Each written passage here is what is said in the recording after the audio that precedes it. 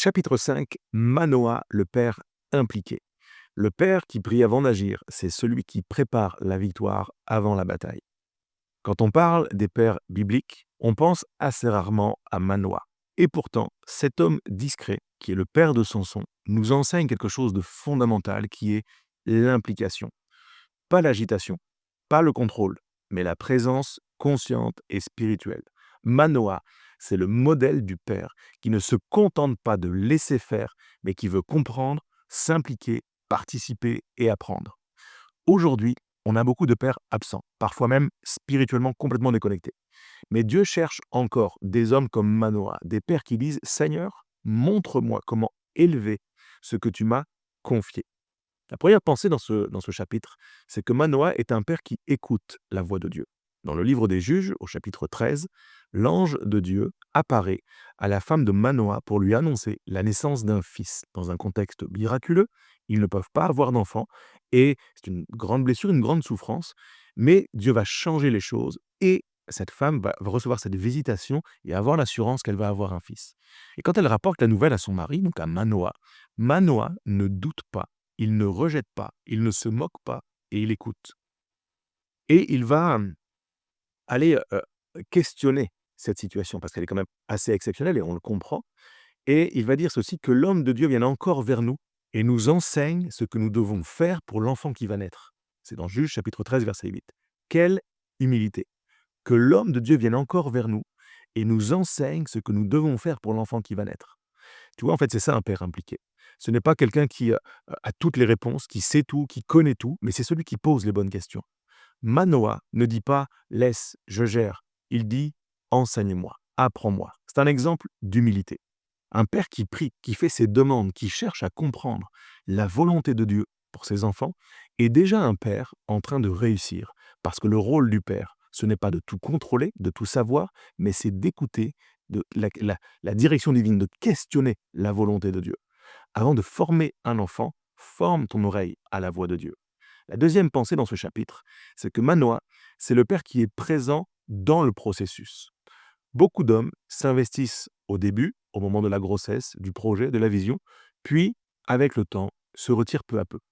Manoah, lui, va rester impliqué. Quand l'ange revient, il est là. Il veut comprendre les instructions. Il ne délègue pas à sa femme la responsabilité spirituelle, matérielle, naturelle. Non, il veut apprendre avec elle. Et c'est la question qu'il pose quand il va voir à son tour l'ange. Que devons-nous faire pour l'enfant? Et Manoah va faire ça tout au long de la vie de son son. En tout cas, tout le temps, il va être présent dans la vie de son fils. Ce n'est pas de la curiosité, c'est de la responsabilité. Manoah veut être à la hauteur du don de Dieu. Et ça, c'est la marque d'un vrai père. Il se sent concerné par le développement spirituel de sa famille. Mon frère, Dieu ne t'a pas donné des enfants pour que tu sois spectateur, mais il t'a confié une mission. Et ta présence compte, même quand tu ne parles pas beaucoup. Ton regard, ton écoute, ton attention, ta prière, tout ça façonne leur sécurité intérieure. Le père impliqué, c'est celui dont la présence calme les tempêtes invisibles. La troisième pensée de ce chapitre, c'est que Manoah est un père qui n'est pas seulement un père biologique, ce n'est pas seulement un géniteur, c'est un père qui est spirituel, qui a de l'impact spirituellement. Manoah n'est pas seulement un futur papa, il est déjà finalement le pasteur dans la maison. Quand il comprend que c'est l'ange de Dieu, il va offrir un sacrifice, il adore, il reconnaît que tout vient de Dieu et il célèbre déjà ce que Dieu fait. Aujourd'hui, on a besoin d'hommes qui vont faire la même chose.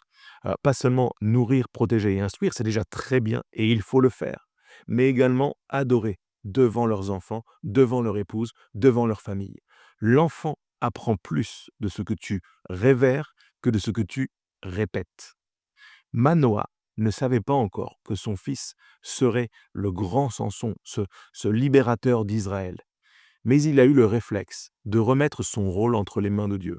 Et c'est ce réflexe qui fait toute la différence. Un père spirituel, c'est un homme qui est conscient que sa force vient d'en haut, elle vient de Dieu. Ce n'est pas celui qui prétend tout savoir, tout gérer, mais c'est celui qui prie avant de décider. En fait, tu n'as pas besoin d'être parfait, tu as besoin d'être connecté.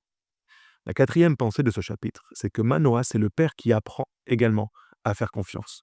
Quand l'ange disparaît dans la flamme du sacrifice, Manoah panique. Il croit qu'il va mourir. Mais sa femme, qui est plus calme, va lui dire, si Dieu avait voulu nous faire mourir, il n'aurait pas accepté notre offrande. C'est Juge 13, verset 23. Et là encore, Manoah va apprendre. Parce qu'un père impliqué n'est pas un père qui sait tout, je l'ai déjà dit, mais c'est un homme qui apprend avec son épouse et de son épouse, de la maman avec qui il va élever cet enfant. Et il accepte aussi d'être enseigné dans ce domaine. Trop d'hommes confondent autorité et orgueil. Le vrai père spirituel, c'est celui qui sait dire « tu as raison ». C'est celui qui accepte la sagesse de l'autre. C'est celui qui reste enseignable. L'humilité d'un père est la première école de ses enfants. Ta famille n'a pas besoin d'un super-héros. Elle a besoin d'un homme présent, sincère, à l'écoute de Dieu et des siens. C'est ça la vraie force. La 5e pensée dans ce chapitre, c'est que élever un Samson, c'est tout un processus, c'est toute une aventure. Samson n'était pas un enfant, entre guillemets, facile. Euh, il est appelé dès le ventre de sa mère, il est consacré, mais c'est un jeune homme qui va se révéler impulsif, rebelle, complexe, qui va faire toutes sortes de bêtises avant d'accomplir parfaitement la volonté de Dieu. Et pourtant, Dieu avait choisi Manoah et sa femme pour cette mission. Pourquoi? Pas parce que Dieu savait qu'il serait fidèle pour transmettre les instructions. Tu ne lui donneras ni vin, ni chose impure, mais il sera consacré à Dieu. Et ce commandement, ils l'ont vécu, ils l'ont fait vivre à Samson jusqu'au jour où Samson s'en est lui-même émancipé. Mais un père impliqué ne choisit pas toujours les enfants faciles. Il ne choisit pas les enfants qu'il aura, mais il peut choisir en revanche de rester fidèle à la mission et à la maison. Mon frère, tu ne peux pas choisir le caractère de ton enfant, mais tu peux choisir de ne pas l'abandonner.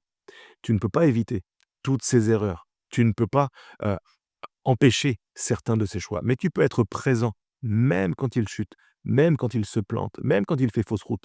Et c'est souvent dans ces moments-là que ton rôle spirituel prend tout son sens. Un père impliqué ne fuit pas les crises, il y reste avec Dieu. 6e pensée dans ce chapitre, c'est beau de voir en fait finalement le fruit d'un père impliqué. On pourrait penser que l'histoire de Manoah s'arrête là, mais non.